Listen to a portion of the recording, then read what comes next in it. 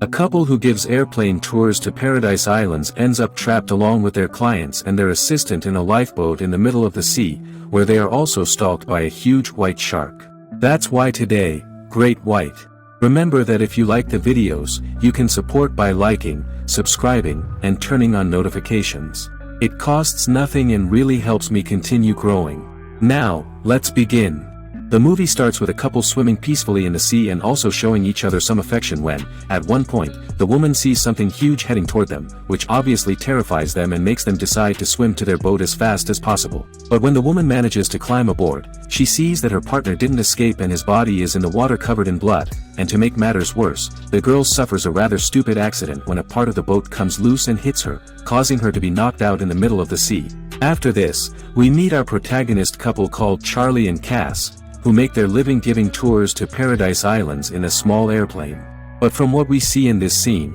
the business doesn't seem to be going well at all, to the point that the couple has a heated argument that's only resolved when the guy manages to take his girl to bed to do naughty things. Once this act is finished and they're much calmer, Cass reminds her husband that the bank is pressuring them to pay their debt, when right at that moment Charlie receives a call from a couple interested in hiring their services to take them to a remote island. So the next day we meet the aforementioned couple, Michael and Joji, and yes, he is named like the singer and YouTuber, but in reality, he is a much less interesting version.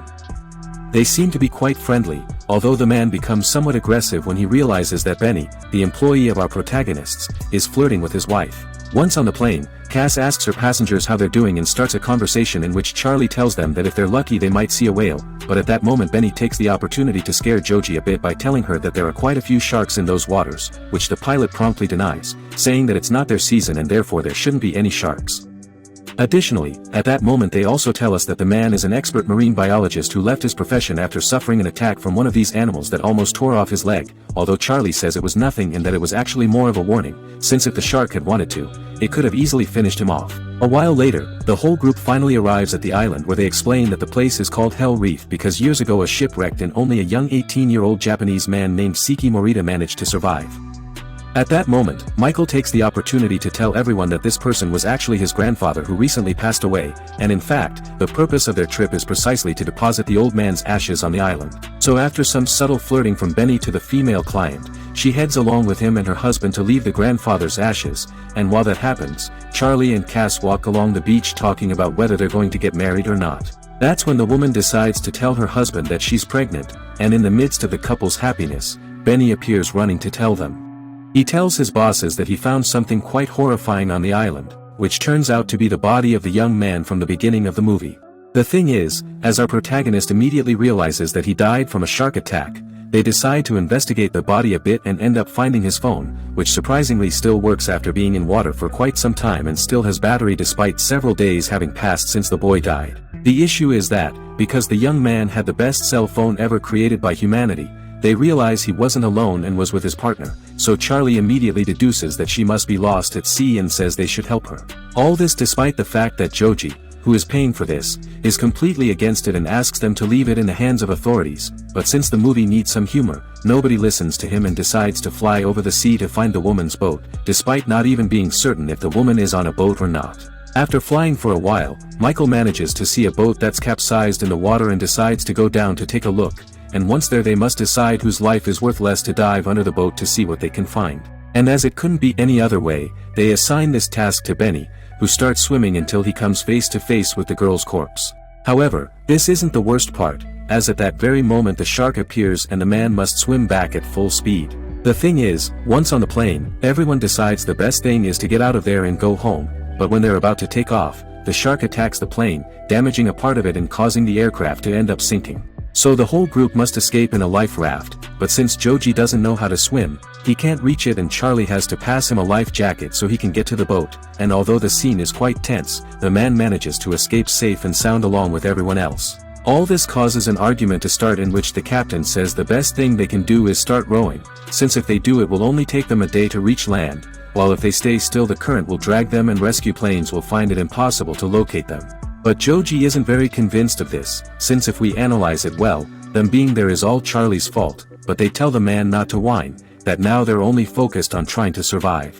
So the whole group starts rowing in the direction Charlie gave them, and we see how she talks with Benny about what the shark was like, to which the boy responds that it was quite big, but nothing he hasn't seen before, so there's nothing to worry about. Also at that moment, Michael tells Kaz how he feels guilty for making Joji go to that place, since the young man has a pretty bad trauma with the sea because when he was a child he almost drowned. Because of this, our protagonist encourages him and also tells him the story of how she met her husband. As it turns out, the girl was a nurse at the place where they took Charlie when he was bitten by the shark and was amazed by the man's ability to stay calm at all times. Besides telling her that she's pregnant, which seems to unite women who are already good friends. With that, the hours pass and we see how our protagonists don't stop rowing until they reach their destination, but at one point Joji sees some fins approaching the boat and decides to attack the animal with the oar, which everyone asks him not to do, since it's not the shark, but an innocent dolphin. Not to mention that obviously he could have fallen into the water and he doesn't know how to swim. The thing is that at night we again have a moment of tension when the Asian confronts Charlie to tell her the truth about whether the sharks are still after them,